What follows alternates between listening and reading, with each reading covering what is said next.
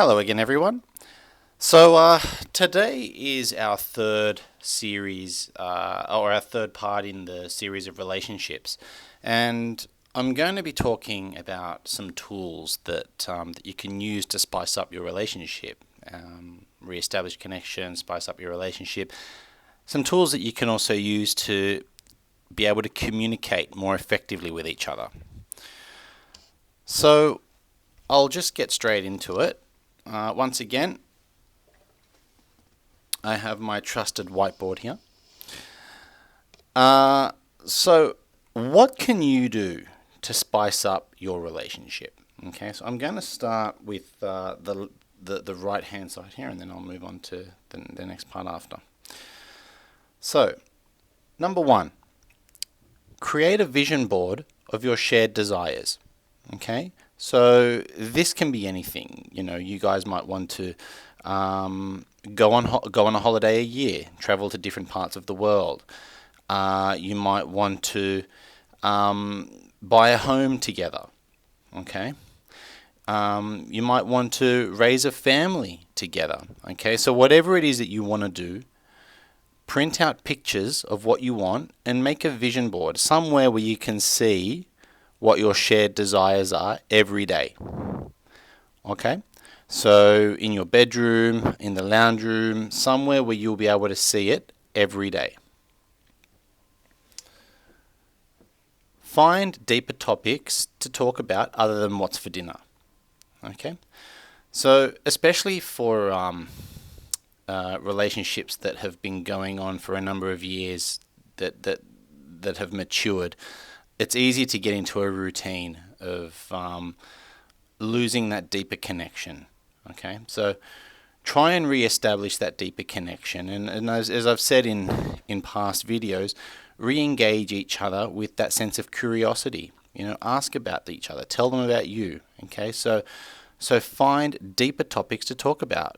What have you learnt today? What was your day like? You know, what did you do? What are your plans? What do you want? You know, find something that's deeper than just surface level conversation to reignite the conversation, to reignite that connection.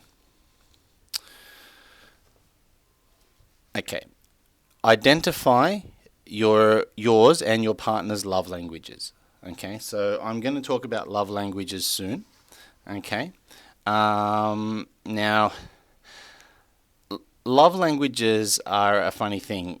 Some people, it either works for some people or it doesn't. But the fact is that relationships break down for the most part because of lack of communication. Okay? Because there is misunderstanding between the two couples. They're not communicating. As I've said in past videos, you expect your partner to be able to read your mind, but you know, they're not mind readers. They can't. You need to be able to tell them what you're thinking, what you want. Okay? Now, love languages is a form of communication. Okay? Simply put, love languages is a form of communication, and it's a form of communication that aligns with who you are as a person. I'll talk about the 5 love languages soon, but just keep in your mind that love languages can be a very powerful tool to re-establishing connection with your partner. Okay? Schedule date nights every week. Go out, go see a movie, go out for dinner. If you can't go out for dinner, have a home-cooked meal, or even order Uber Eats and watch a movie together. Have a date night. Candlelit dinner, date night, and just spend time together. Okay? Now, the rule is for that date night, you cannot talk about problems. You cannot talk about your kids if you have kids. You cannot talk about, all the bad stuff. Focus on the good stuff. For that hour, 2 hours, just focus on each other. Remind yourself why you're together in the first place. What is it that attracted you to your partner? What do you love about them? Tell them. Tell them what you love about them. Remember that where your focus goes, energy flows. Okay? So if you focus on the good stuff, that's what you're going to create. You're going to create the good stuff. So for that one night a week, at least, focus on the good stuff, schedule in a date night. Have fun. Joke.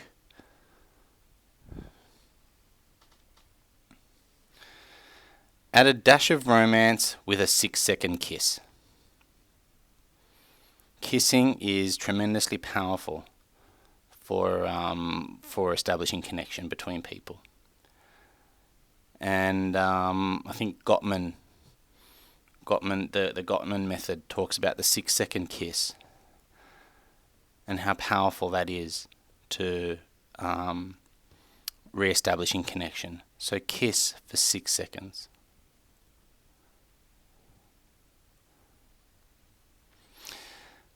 Now, I'm going to talk about the love languages, which comes back to point 3. Okay.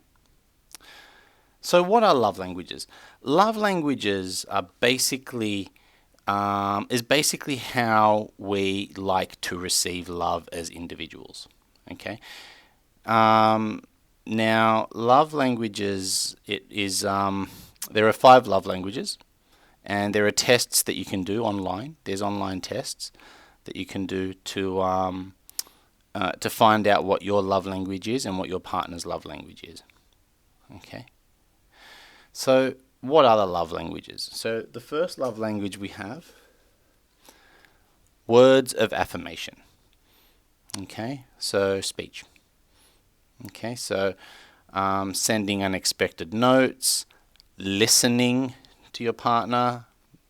They like to be listened to. They like to be told how beautiful they are. You know, words of affirmation. That's how they interpret love. Okay. Now, just as a side note here, love languages can be very powerful to know, because oftentimes if we don't know what our love language or what our partner's love language is, and they are different, we will generally communicate or do things for our partner that we think they like because that's what we like.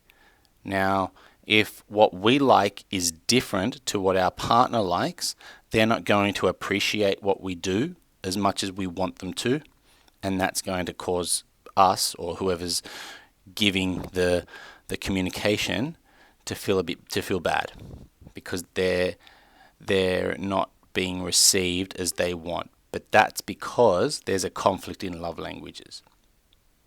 Okay? Physical touch, the second love language. So that's things like hugging, kissing, holding hands. If your partner is, for example, doing the dishes, just going behind them and giving them a cuddle, kissing their neck. Okay? That's how they will feel good. That's how they will feel your love for them. Receiving gifts is number 3. So leaving small, thoughtful gifts. Okay. Quality time, number 4. So create moments together. Spend time with your partner. Go out for walks.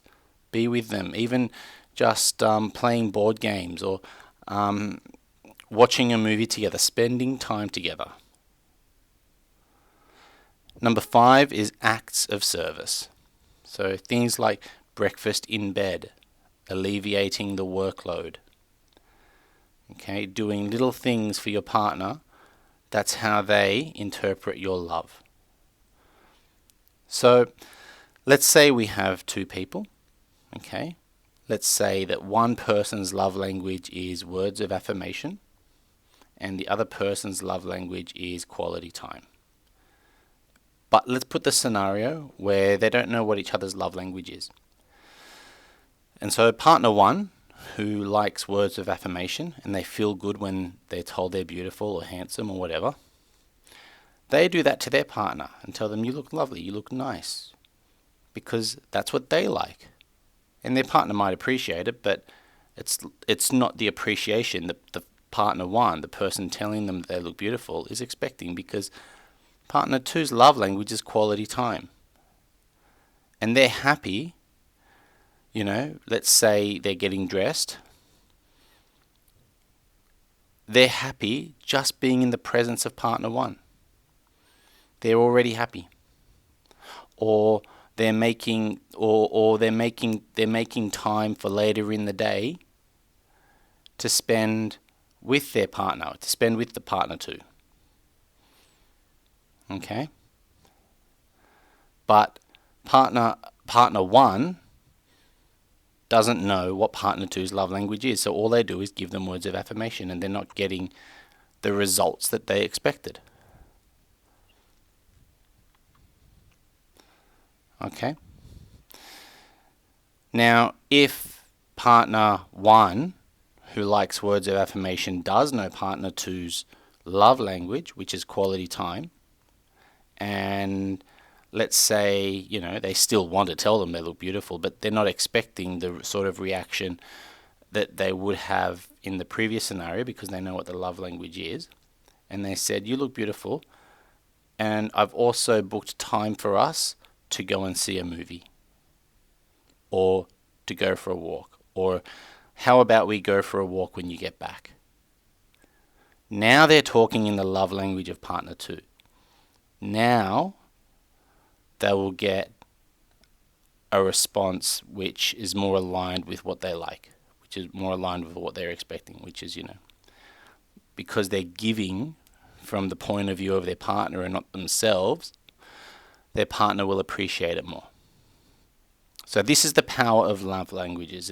It bridges the gap. It can bridge the gap in communication, which often goes unmissed because we see things from our perspective and not the perspective of our partner. So very, very powerful tool. I encourage all couples, all people that are in relationships, to explore your love language, to know your love language, to know what your partner's love language, and to actively work on communicating in the love language that works for them. And letting them work in the love language that works for you. Now, if you do that, you're setting yourselves up for a lot better communication. And as I've mentioned before, the number one reason why relationships break down is because communication breaks down. So love languages is a powerful way to start forming a stronger foundation with your communication, and therefore a stronger foundation for your relationship.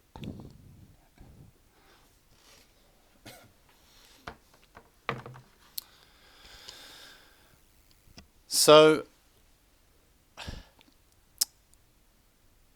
spice things up in your relationship. Have fun. Okay? Get crafty. Okay? Do things together.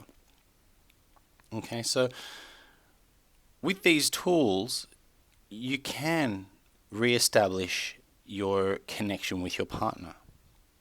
Okay? And as I've said before, in my last video, there are 3 parties to a relationship: the you, me, and the us. Okay? By understanding what you want, you also understand what the us wants. Okay? So with the shared vision board, for example, talk about what you both want. Okay? So let's say you both want to own a home. Okay? So start working on that. Put that on your vision board. Now, if there's a conflict there, if, say, someone wants to buy a home and someone doesn't feel comfortable doing that, then put that in the back burner for now. Okay? Focus on things that you both want in the present moment. Okay? Focus on things that are real and that are achievable for both of you in the present moment. If you focus on what you want but the other person doesn't want, okay, that's not setting yourself up for longer term success at this point. Okay, now at some point you will have to tackle that, but set yourself a strong foundation first by knowing what you both want. Once you both know what you want, then you can start looking at where the conflicts are, where the differences are, and work through those. Okay, but if you start working through where the differences are at the beginning, you're not setting yourself up for success, because you're not laying down a strong foundation. You're not laying down a unified a foundation based on unity. And unity always has to start with what you both want, as individuals and together. So instead of focusing on, do we want to buy a house now, which some people may, and that's fine. If that's what you both want, then definitely put that down. Okay? But if you're not sure if that's what you want, then put that in the back burner and focus on something else. Okay? So I hope that you guys have found this video useful. Once again, if you do find it useful, please like, please subscribe, please feel free to go to my website, www.alexrodriguez.com.au, and I will see you guys again next week. Bye.